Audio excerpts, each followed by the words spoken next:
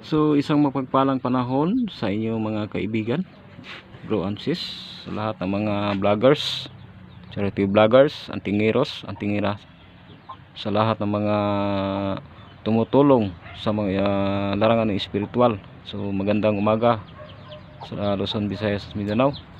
So ngayon guys ay pakita ko sa inyo yung mga nakoleksyon ko. Bakit tayo mahilig ng mga ganito? So siguro mayroong tayong misyon sa mundong ibabaw. So ngayon guys, pakita ko sa inyo yung mga kakaiba, yung mga nakoleksyon ko guys. So nakakita na ba kayo ng mga shell na lumulutang sa tubig guys? So ito siya guys.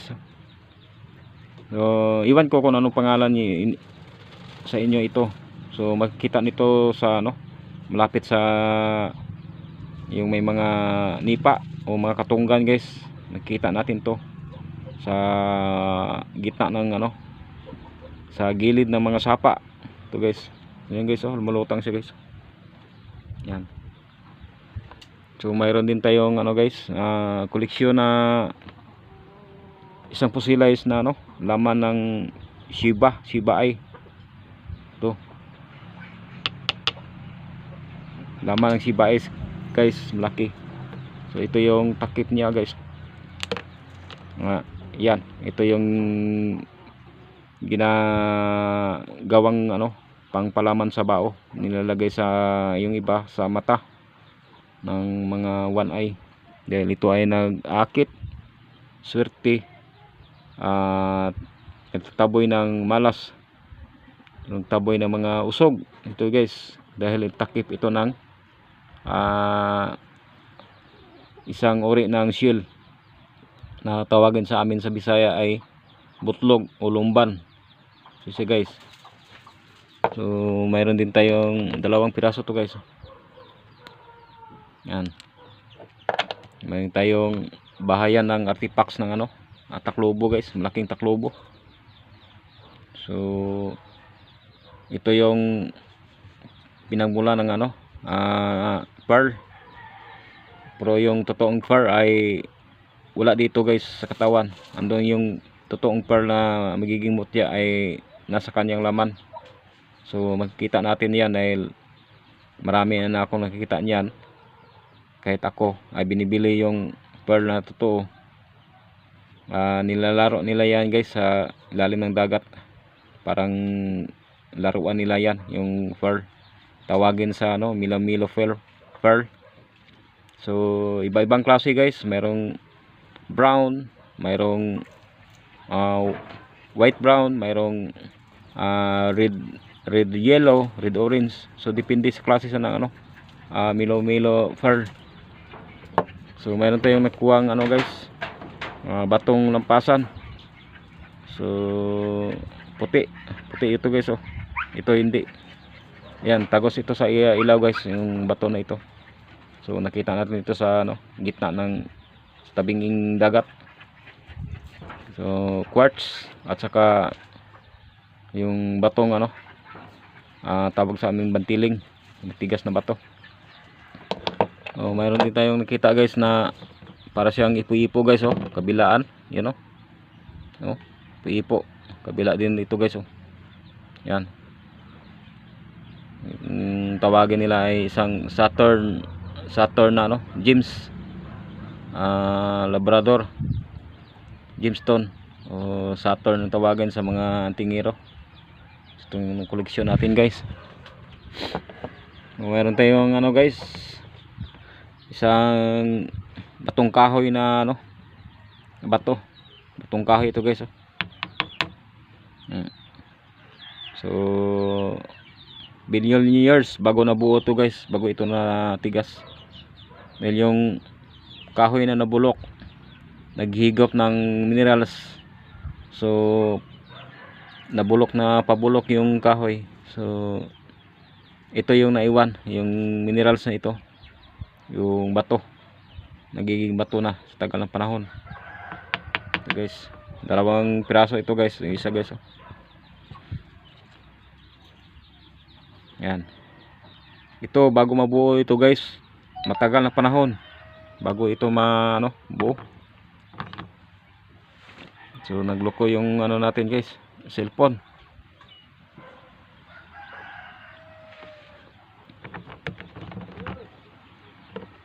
Guys, mga tao guys. So ayan, medyo naputol yung video natin dahil maraming na mga kumakatok dito sa bahay ng mga dahil sa eleksyon. So ayan guys, tuloy tayo guys. Yung mga koleksyon natin na bato guys. Ito guys, may parang balat siya guys. Ayan. So iwan ko anong klaseng bato ito guys. May balat siya, nagbabalat. Saan magagamit ito? So tinago ko lang ito guys, diyan lang.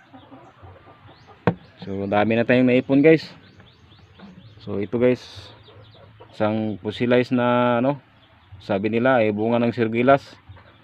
So mayroon ding sabi na ito ay bunga ng lumbang, yung tawagin na corazon de Jesus. So nagiging bato na rin siya isa guys. Yan.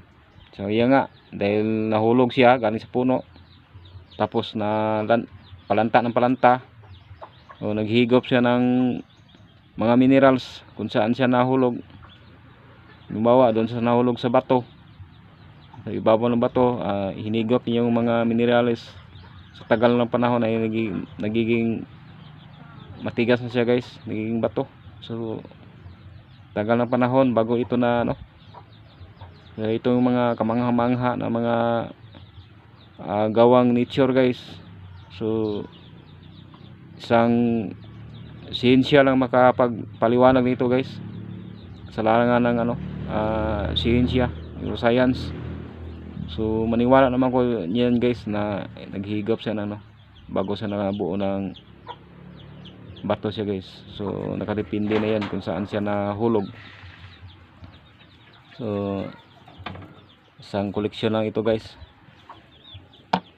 So mayroon tayong hugis bilog na guys. So palagay ko ito ay part of artifacts ng ng clamshell o taklobo siya guys. So tumatagos din dito dahil ito ay parang crystallized na. Crystallized na nga guys. Sabihin na natin crystallize siya. Parang batuara. Ayan guys.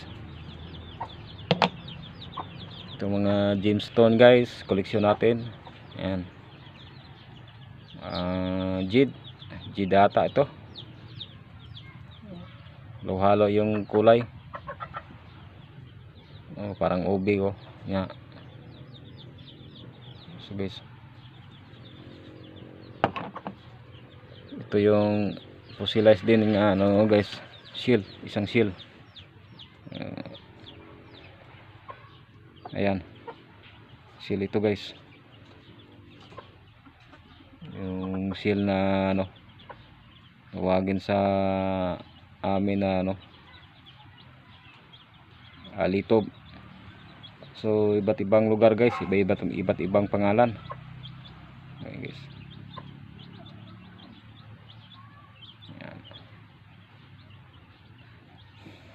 Mayroon tayong guys, kita natin yung volcanic rock, isang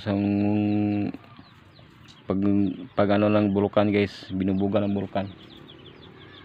Ayan, dumutang sa dagat guys. Ito pa isa guys. Ayan.